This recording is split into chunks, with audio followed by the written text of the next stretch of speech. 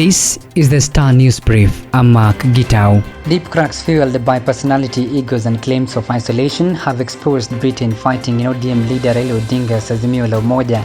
The Star has established that the void left by Raila's absence from the campaign trail has worsened the situation, threatening to slow down Azimio's takeoff. The former Prime Minister left the country last week for a 10-day trip to Ethiopia and India. At the heart of the issue is a silent feeling among bigwigs in Azimio who continue to feel increasingly left out of the presidential campaigns despite their influence. Although the Raila presidential campaign secretariat on Sunday rubbished the reports, cutthroat fights to control rallies is palpable among Raila's lieutenants.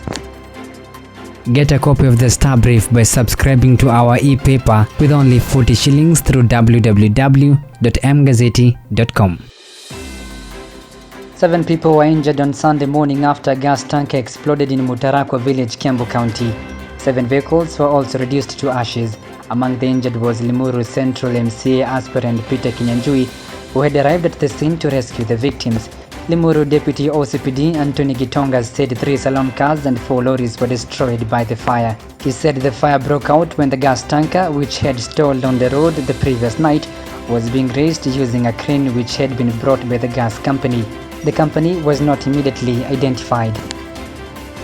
Deputy President William Ruto has rolled out an aggressive charm offensive to counter ODM boss Raila Odinga's fortunes in President Uhuru Kenyatta's central Kenya turf.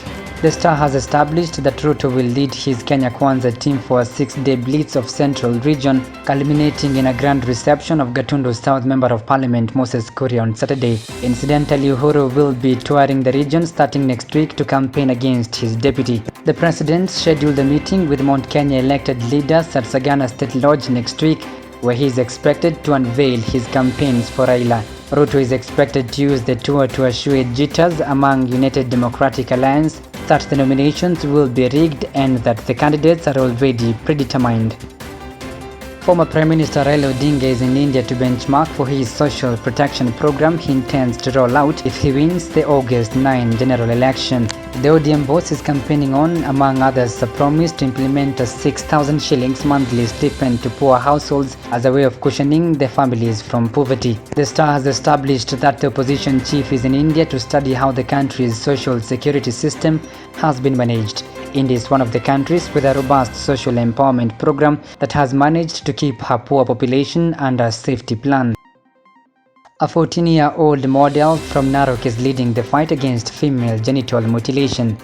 Jane Gunjiri, a standard 8 pupil at Blessed Narok Schools, educates Kenyans on the dangers of the outlawed practice.